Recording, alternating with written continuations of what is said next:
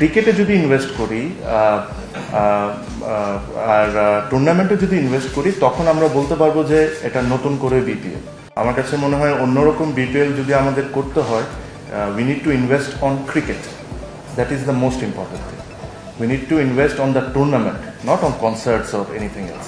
ক্রিকেটটা কেমন হবে খেলা, এটা অ্যাকচুয়ালি ডিপেন্ড করে প্লেয়াররা কেমন খেলছে। এটাতে আসলে যারা অর্গানাইজার তাদের হাতের উপর কিছু থাকে না। যারা অর্গানাইজার তাদের হাতের উপর কি থাকে?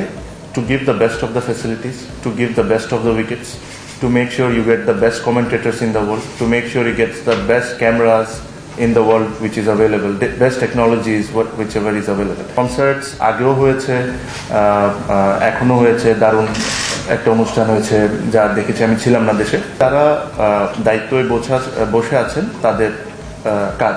বাট ওনারা কোনোদিন এটা ডিসাইড করতে পারবেন না আসলে খেলা 200 রানের হবে না 60 রান হবে। ওটার রেসপন্সিবিলিটিটা টিম অ্যান্ড প্লেয়ারদের নিতে হবে।